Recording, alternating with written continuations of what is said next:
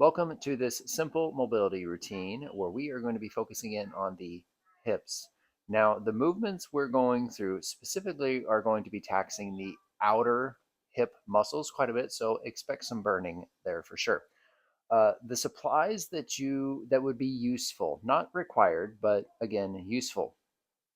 I'm going to use a roll of paper towels to help me be really honest with some of these hip motions, and you'll see how that works out here in just a few minutes. If you have a foam roller, that's great. If not, pretty sure most people have paper towels, and that's also it'll work just as well with that. Again, something else that's not optional but can be useful is maybe a tennis ball or a golf ball. This is a racquetball, something about this size that would have a little bit of give to it, but a golf ball would work just as well. And you'll see how we can use this here in just a few minutes. To get started, remember our emphasis is the hip joints. So we're actually going to start off on hands and knees. And we're going to emphasize pelvic tilting or pelvic anterior and pelvic posterior tilt because that requires hip rotation to work.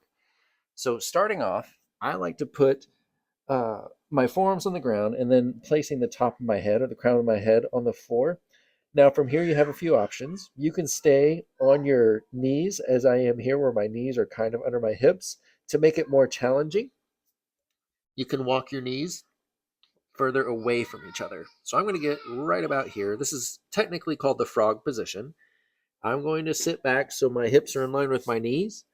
And what I'm going to do at this point, crown of my head's back on the floor, I'm going to focus in on simply trying to tilt my pelvis forward, or think if my pelvis were a bowl, I'm trying to pour it forward towards the groin. So I would pour out the bowl's contents on the floor. And then the opposite direction is to scoop the bowl up. So you're trying to prevent it from spilling forward. So as you round or tilt the bowl up to prevent the spilling, you should feel pulling in the lower back because you are technically rounding through the lower back. When you go the opposite direction, tilting forward, you should feel it contract in the lower back. And depending on how much mobility you have in your hips, you could probably feel it wind pretty tight in your hip joints here as well. Let's do a few more tilts both directions. So tilting back, preventing water from spilling out of the pelvic bowl. Tilting forward, letting it spill out of the bowl. Oh, why don't you put that down right there, please? You? Sure, right there's good too. All right, just leave it there. It is. It is a hammer, yes, but I would really like you to just leave it right there. Tilting the bowl back and forward. Let's do one more tilt both directions. Something else I'm consciously paying attention to as I simply rock my pelvis back and forth is I'm trying to keep my upper back from doing really any kind of moving at all. So if you pay attention to what I'm doing, my upper back stays relatively in place as my pelvis rocks forward and back. Good. Let's move on to our hip-specific motions. We're going to be doing these laying on our side. These are called hip-controlled articular rotations from a side lying position. To get into this position, I like to lay on my side, legs propped up like I am sitting in a chair. My arm's going to come up here and support my head. If you have your roll of paper towels, I want you to put that pretty much right in your lower back. So it's actually touching you. And we're going to put that there because as you do hip motion with your top hip, I don't want your body to roll open and knock over that roll of paper towels or that foam roller. So it's going to help you keep the movement really honest to the hip joint. Now from here, when I get back in my position here, I like to brace myself on the ground with this top hand. You'll find the position and kind of the hand position that works good for you. From here, you're going to hover this top leg. You're going to pull it up into your chest as far as it'll go. Then you're going to sweep it out to the side. This is where that paper towel could fall over if you let your whole body rock open with it. I run out of movement at my hip here, so then I start to twist through my hip to reach my foot back. And I'm trying to reach that foot back as far as I can get it. I'm really trying to see if I can reach it far enough back to feel it pull tight on the front of my leg. And once I just can't go back any further, I sweep it back forward and I do it again. Up to the chest, out to the side. Really twist through the leg. You should feel it wind tight on that outer aspect of your hip. Kick that hip back as far as you can. Try to get it to pull tight in the front of your leg. Finish your circle. Dad, watch. Hey, can I have that ball? I need that. Yeah. I was wondering where that went, you goob. Bring it up to your knee. One more this direction. Thank you. And finish your circle. We're doing 3 in each direction here. Now, the ball that was just returned to me, something that can really help you be even more honest with this is take this ball, pinch it in your knee pit like you're trying to squeeze the ball. Let's do 3 in the reverse direction. So you're going to drive the foot back. Now you're going to twist it, your thigh towards the sky. Bring it up back towards your head and towards your chest. Finish your circle. So if you haven't gathered this yet, you're essentially trying to do the biggest, smoothest circle you can with your hip joint using only your hip joint. That's the key feature here. That's why you have the roll of paper towels in your back to help your pelvis from spilling open. Let's do one more for 3 in this direction. Open up that hip. Bring that hip up towards your head and finish off your circle. Hey, buddy, why don't you wait out there for me? Go on out, please. Go. So we're going to remove that, and we're going to take the knee bend out of the picture. We're going to do the exact same thing, but with a straight leg. Keeping your body position exactly as you have it. You're going to start off with a straight leg. I'll look at it in just a minute, okay, buddy? I know that's a big bug crawling around out there. Keep the leg straight. You're going to sweep it forward until it pulls tight and you just can't go any further. You're going to tilt that toe down and then sweep it up. Again, you're going to only sweep up to the point where your hip stops you. If you go any further, you don't want to knock over that paper towel roll. Continue to sweep it back. Again, doing the biggest circle you can with your leg. Slow lower. Finish your circle. Sweep it back forward. See if you can make that circle a little bigger this time. Up. Drop that toe down. Sweep the straight leg up. Your knee's going to want to bend, especially when you get tired. Good. Continue that slow circle. Sweeping it back forward for your final one this direction. Knee stays locked. Drop that toe down. Sweep it up to the sky. Keep it honest to only the hip joint. Your outer hip could very well feel like it's on fire right now. But we're not quite done yet. We want to do 3 more the reverse direction. So keep that leg locked. You're going to sweep it back. Your toe is going to rotate towards the sky as you sweep it up. Once you run out of room, you're slowly going to lower it back down to the front. It gets nice and tight on that outer hip there. Sweep it back. Rotate through the leg to open up the hips. You're going to keep your toe, trying to rotate that toe to the sky as you lift it up. Finish off your circle. You have one more this direction. Straight leg back. Twist open the leg, toe to the sky.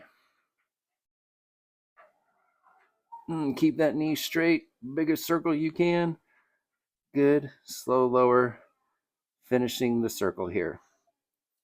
Now, I really want you to stay on the same leg. I know that your leg is your outer hip is probably burning pretty good here. So take a breather if you need, and then move right on to the next thing, which is you're going to lock out that leg. You're going to find that point where it starts to pull really tight on that posterior outer leg. And then we're just going to simply take the thigh bone and we're going to twist the thigh bone. So think Rotate toes to sky. Whew, that's tough. Keep it locked. Rotate toes to floor. Good. Now I'm hovering my leg. My leg is not resting on that bottom thigh. Rotate towards the sky. Good. Rotate towards the floor. To the sky. To the floor. Now, if you're feeling strong, you can come up with me to one more angle to do that. I'm going to come way up here. I'm going to go rotate toes to floor. Rotate toes to sky. Toes to floor. Toes to sky. I don't know if you can tell in the video, but my leg is shaking like a leaf. Toes to floor. And toes to sky. Good. We're going to move on to the other side. Getting back in our starting position like we're sitting in a chair. Position my paper towels where I need to be so I can make sure that I'm staying honest with just hip motion.